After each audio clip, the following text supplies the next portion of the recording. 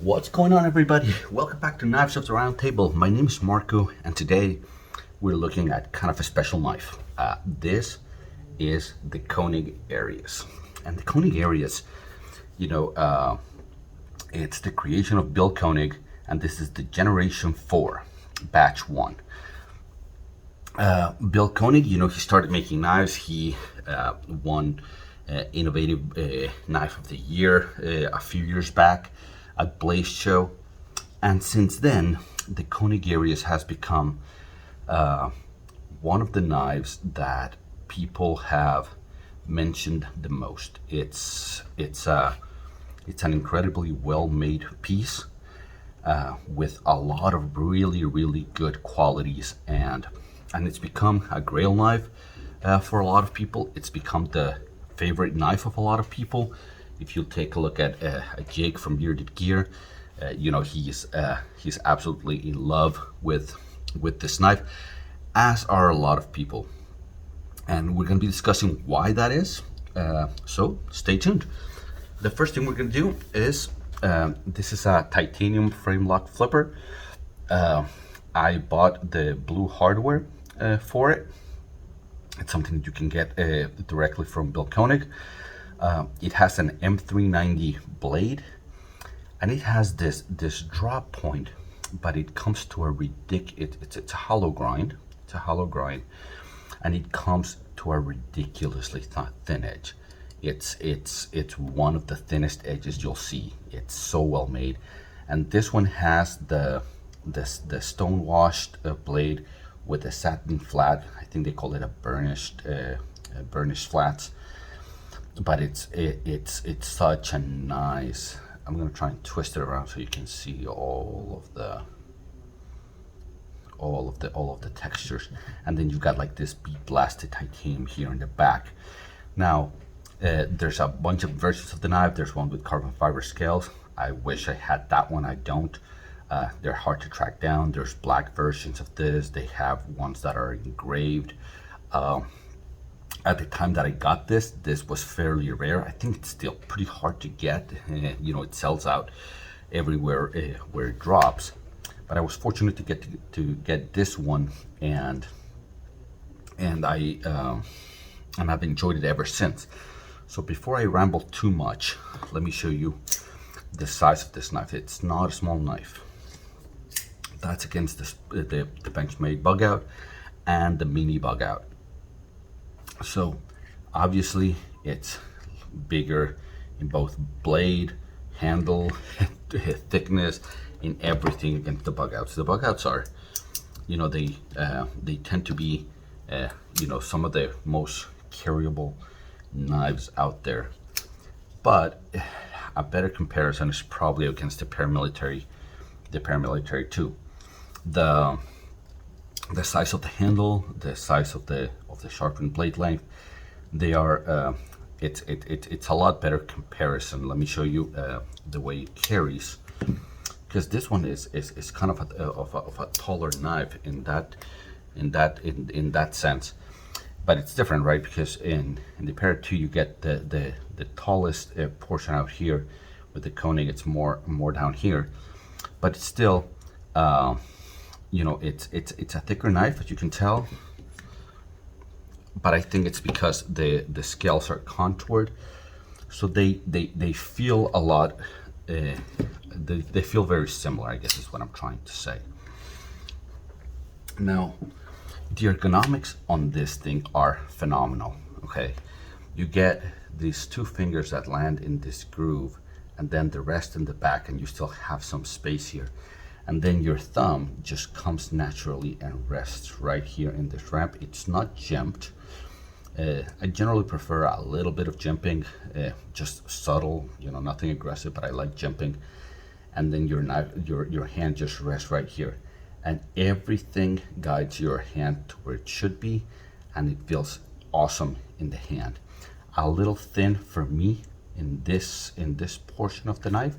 My finger kind of wraps all the way to such that it hits the back of my hand. I would have liked it to be a little bit taller, but I would categorize this as phenomenal ergonomics. I think it holds really well.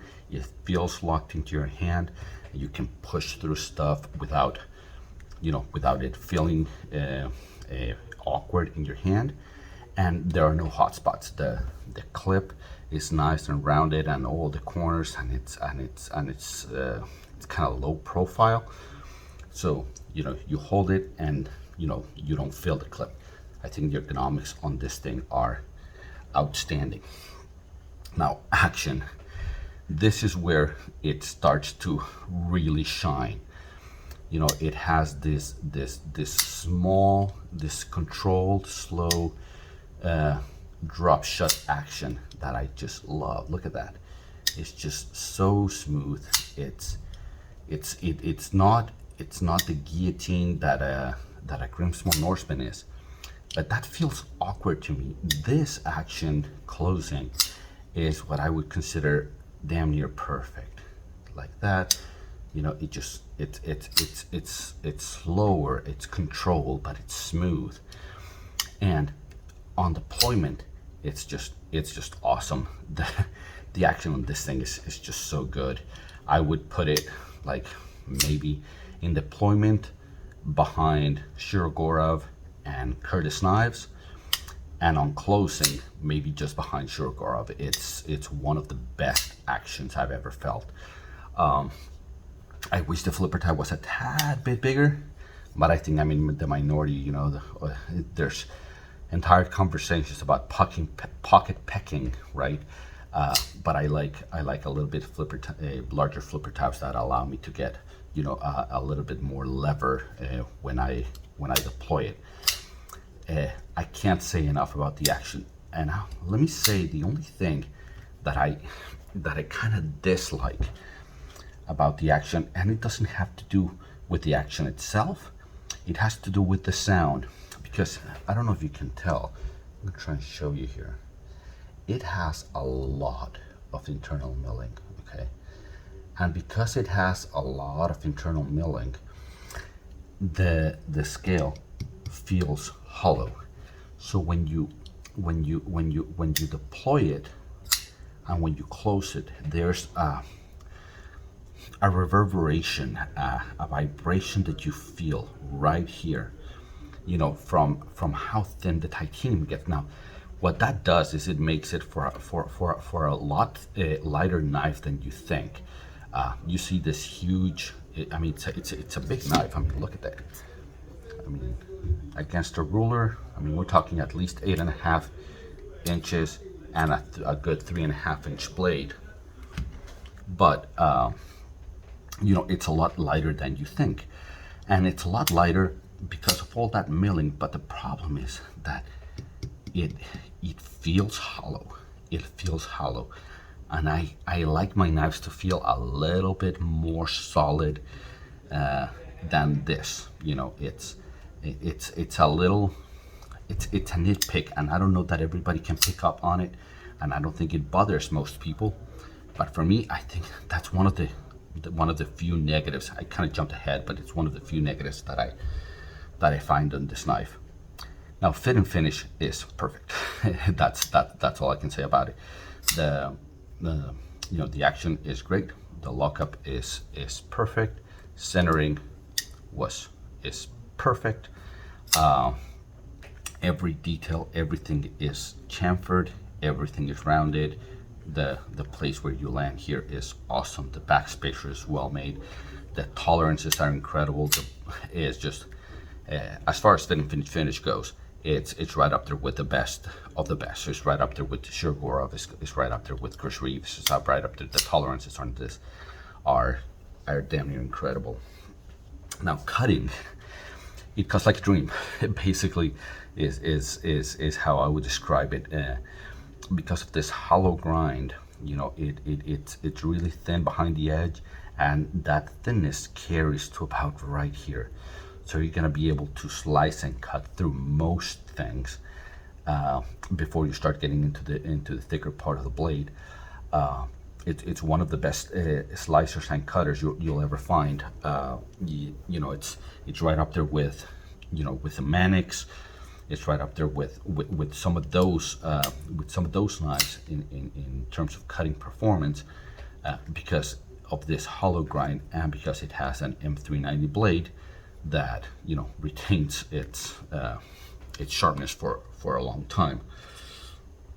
So dislikes, airing of grievances. I think, as I said, the only thing is, well, for some of you, availability. It's hard to track down.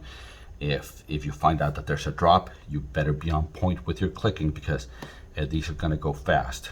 I wish I had one of the black carbon fiber version of this, and I wish that Bill Koenig offered different scales so that I could just swap the scale and not get an entire new knife.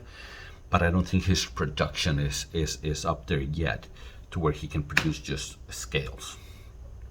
He's doing full knives, and he'll do that for as long as until he catches up with demand. And right now demand is incredibly high. So demand and availability, it's a negative, and the hollowness of the titanium, again, it makes it lighter. But if you've seen any of my other videos, you know that I like a little bit more heft on my knives. I like to feel a more solidity, and in some cases, even the Benchmade Bucket, it has aluminum scales. This one has, but they're solid, and in some sense, this one feels more solid than what this one does. Again, it's just a feeling. Look, I've cut a lot with it. I'm sure they're really durable knives. I don't think anything's gonna happen to it. It's just a feeling of hollowness when you deploy it. There's a certain vibration that I think it could very well be in my head. So let me know in the comments below if you've ever felt that with the Koenig Arius. But I would, it's the Koenig Arius is part of my my top 10 knives in my collection. It's one of the knives of the round table. I denote 10 that I keep them a seat at the table, and the Koenig Arius is certainly one of those, because it's such an excellent knife. Excellent ergonomics, excellent action, outstanding fit and finish. The cutting is so good, and it is just beautiful. So let's just look at it, stare at it, and like, subscribe, and I'll see you at the next one. Take care.